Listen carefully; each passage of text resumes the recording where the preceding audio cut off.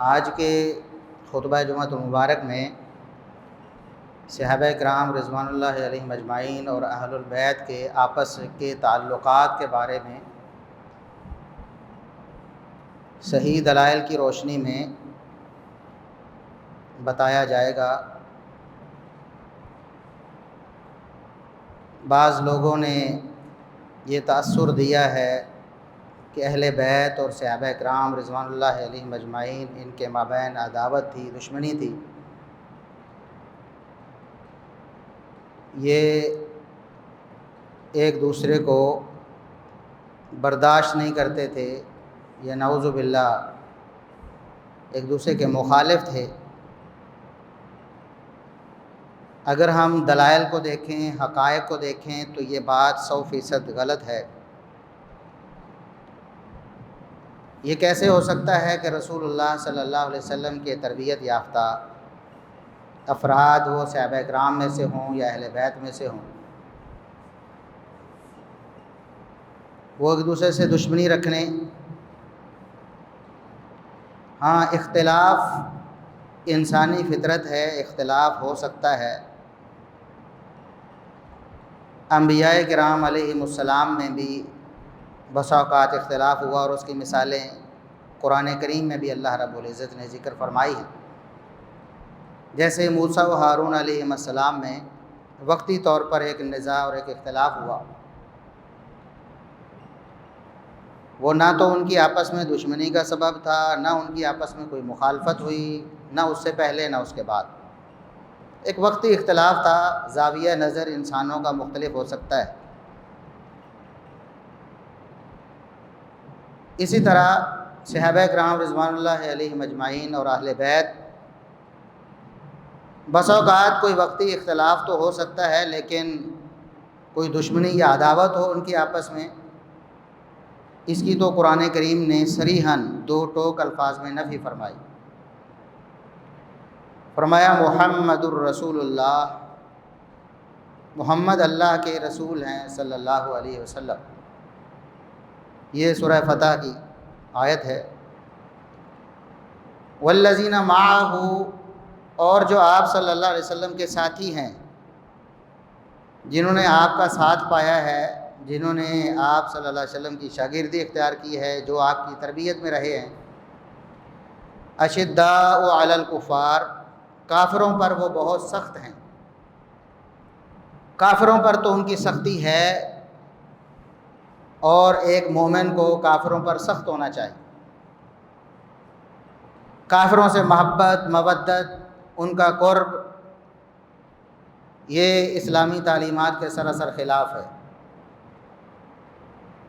فرمایا کہ کافروں کے خلاف وہ سخت ہیں، لیکن رحماء بینہم، آپس میں ان کے تعلقات رحم دلی پر، محبت پر، شفقت پر مبنی۔ یہ قرآن کریم کی گواہی ہے، اور اللہ رب العزت سے سچی کوئی ذات نہیں، قرآن کریم سے بڑی کوئی گواہی نہیں۔ لیکن پھر بھی تاریخی پس منظر سے بھی اگر ہم دیکھیں، اہل بیت اور صحابہ کرام رضوان اللہ علیہم اجمعین کی زندگیوں کا اگر ہم مطالعہ کریں، ان کی سیرت کو پڑھیں، ان کے آپسی جو تعلقات تھے، جو باہمی روابط تھے، اگر ان کو کھنگالیں، تب بھی روز روشن کی طرح یہ بات عیاں ہوتی ہے کہ وہ آپس میں ایک دوسرے سے بہت محبت رکھتے تھے، ایک دوسرے سے بڑا گہرا تعلق تھا، ان کا ایمان کا تعلق تھا، اسلام کا تعلق تھا، رشتہ داریاں تھیں، محبت و مودت تھی، ایک دوسرے پر قربان ہونے کا جذبہ تھا۔ یہ بات تو آپ پہلے سماعت فرما چکے ہیں کہ اہل بیت میں نبی کریم صلی اللہ علیہ وسلم کی ازواج مطہرات، آپ کی اولاد اور آپ کے دیگر رشتہ دار، جن میں آپ کے چچا بھی شامل ہیں، آپ کے چچا زاد بیٹے بھی شامل ہیں، جو اسلام کی دولت سے بہرہ ہوئے، آپ صلی اللہ علیہ وسلم کے قریبی رشتہ داروں میں سے وہ اہل بیت میں شامل ہوئے۔ سیدنا ابو بکر صدیق رضی اللہ عنہ پہلے خلیفہ راشد ہیں، پہلے امیر المومنین خلیفۃ المسلمین ہیں۔ ان کے بارے میں بھی لوگ باتیں کرتے ہیں کہ شاید نعوذ باللہ ان کی اہل بیت کے ساتھ کوئی مخالفت اور دشمنی تھی۔ یہ سراسر بہتان ہے، اس کا حقیقت سے کوئی تعلق نہیں۔ کتابیں ہماری ہوں یا ان لوگوں کی جو ان کے خلاف بدگمان ہیں، صاف طور پر یہ باتیں لکھی ہوئی ہیں۔ اب ماننا نہ ماننا ہر شخص کی اپنی مرضی ہے، دلائل سے واضح کرنا ہماری ذمہ داری۔ سیدنا ابو بکر صدیق رضی اللہ عنہ نبی کریم صلی اللہ علیہ وسلم کے سسر بھی ہیں، سیدہ عائشہ صدیقہ رضی اللہ عنہا کے والد گرامی بھی ہیں۔ ان کا اگر تعلق اہل بیت سے دیکھا جائے، نبی کریم صلی اللہ علیہ وسلم کے خاص رشتہ داروں سے، تو انسان عش عش کر اٹھتا ہے۔ آج کے دور میں ایسی مثال ملنا ناممکن ہے کہ ابو بکر صدیق رضی اللہ عنہ کس قدر اہل بیت سے محبت رکھتے تھے۔ اب یہ صحیح بخاری کی حدیث ہے، ہماری اہل سنت کی سب سے معتبر کتاب، کتاب اللہ کے بعد، قرآن کے بعد۔ سیدنا ابو بکر صدیق رضی اللہ عنہ فرماتے ہیں سب کو مخاطب کر کے، ارکبو محمدن فی اہل بیتہ، اے دنیا والو، محمد الرسول اللہ صلی اللہ علیہ وسلم دنیا سے تشریف لے گئے ہیں۔ جب آپ دنیا میں موجود تھے، آپ ان کی باتیں مانتے تھے، آپ ان کی اطاعت و فرما برداری کرتے تھے، آپ ان کے حقوق کا خیال کرتے تھے، ان سے محبت کا تعلق رکھتے تھے، حسن سلوک کرتے تھے۔ آج جب محمد الرسول اللہ صلی اللہ علیہ وسلم دنیا سے چلے گئے ہیں تو آپ کے اہل بیت سے حسن سلوک کرو۔ یہ حقیقت میں محمد الرسول اللہ صلی اللہ علیہ وسلم سے حسن سلوک ہے۔ اندازہ کریں جن کے بارے میں ایسی ایسی جھوٹی من گھڑت داستانیں سنائی جاتی ہیں، حقیقت میں ان کا اہل بیت سے تعلق کیا تھا۔ وہ فرماتے ہیں دنیا کے لوگوں، محمد الرسول اللہ صلی اللہ علیہ وسلم کے بعد آپ کے اہل بیت سے حسن سلوک کرنا حقیقت میں محمد صلی اللہ علیہ وسلم سے حسن سلوک کرنا ہے۔ آپ کے اہل بیت کے حقوق کا خیال رکھنا حقیقت میں محمد الرسول اللہ صلی اللہ علیہ وسلم کے حقوق کا خیال رکھنا۔ آپ کے اہل بیت سے محبت کرنا حقیقت میں محمد الرسول اللہ صلی اللہ علیہ وسلم سے محبت ہے۔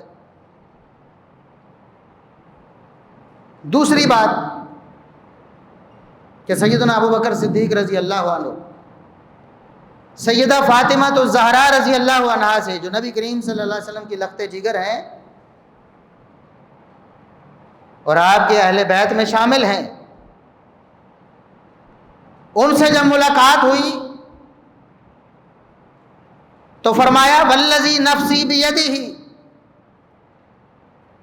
یہ حدیث بھی ہماری صحیح ترین کتاب قرآن کے بعد صحیح بخاری میں درج ہے، اور یہ ہمارا اہل سنت کا عقیدہ ہے، اور یہ صحابہ کا طرز عمل ہے۔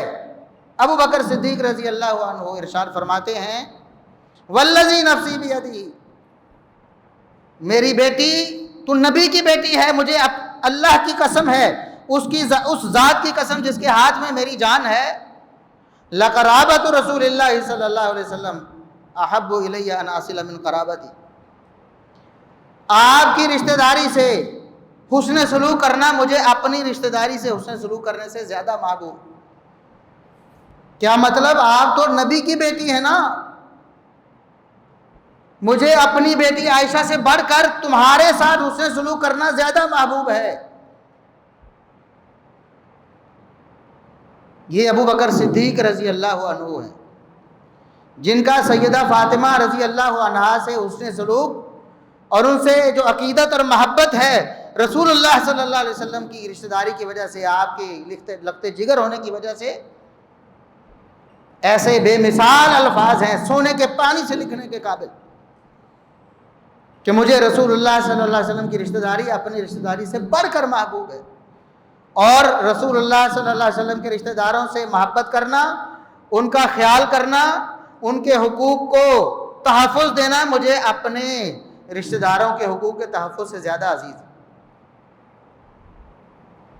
تیسری بات، یہی سیدنا ابو بکر صدیق رضی اللہ عنہ نواسہ رسول لخت جگر علی سیدنا حسن رضی اللہ عنہ سیدنا ابو بکر صدیق رضی اللہ عنہ کا ان سے کیا حسن سلوک، ان سے کیا تعلق، ان سے کیا محبت ہے۔ صحیح بخاری کی حدیث اہل سنت کی سب سے معتبر ترین کتاب، یہی اہل سنت کا عقیدہ ہے کہ سیدنا ابو بکر صدیق رضی اللہ عنہ عصر کی نماز پڑھاتے ہیں اور آپ کی اقتداء میں علی المرتضیٰ رضی اللہ عنہ نماز ادا کرتے ہیں۔ جب نماز ادا کر کے باہر نکلتے ہیں تو ساتھ میں دونوں ساتھ نکلتے ہیں۔